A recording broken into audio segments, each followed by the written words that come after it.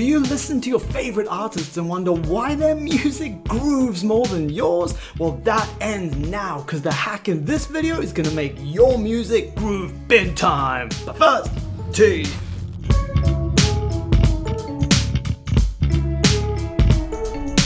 Hello music makers, I'm Kate Harmony, this is Ray Harmony, and welcome to Hack Music Theory. This channel helps you make great music that stands out so you can get discovered.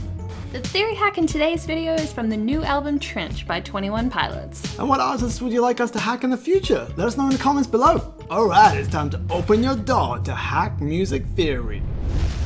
The theory. In their song Morph, 21 Pilots create a hugely deep groove between the bass and drums, which you can't help but move to. Now, some may argue it's because they're playing real instruments and not virtual instruments, but you can easily create this groove with a computer as well. How? Well, program skeleton bass and drum parts using eighth notes, then flesh them out with 16th note triplets. Then move all your MIDI a tiny bit off the grid to the right, which makes everything a split second late. The hack. For the sake of this lesson, our example, which is what you see on your screen right now, is very similar to the original song. Instead of copying the song though, have fun exploring how you can use this music theory hack creatively with your own musical personality so it sounds like you.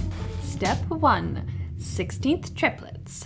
Set up 4 bars of 4/4 with your grid set to 8th notes and your tempo set to 90 BPM. Morph is in the key of C sharp minor, and the bass line is centered around the root note played at different octaves. So start by writing a repeating octave pattern on your root, like that, and that, and that, and that. Now, change your grid to 16th note triplets.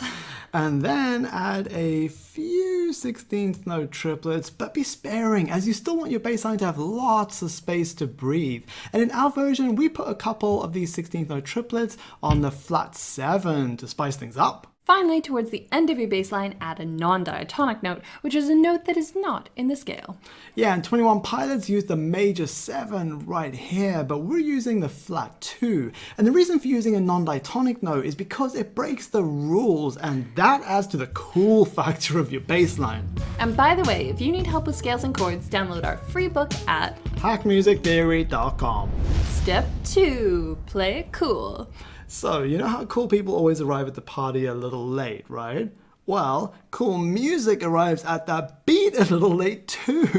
Seriously, it's true. If you want to instantly make your music cooler, just move everything a split second off the grid to the right. This loosens up that rigid feel that we always get when we make music on the grid. If you want a rough guide when moving your music off grid, change your grid to 128th note triplets.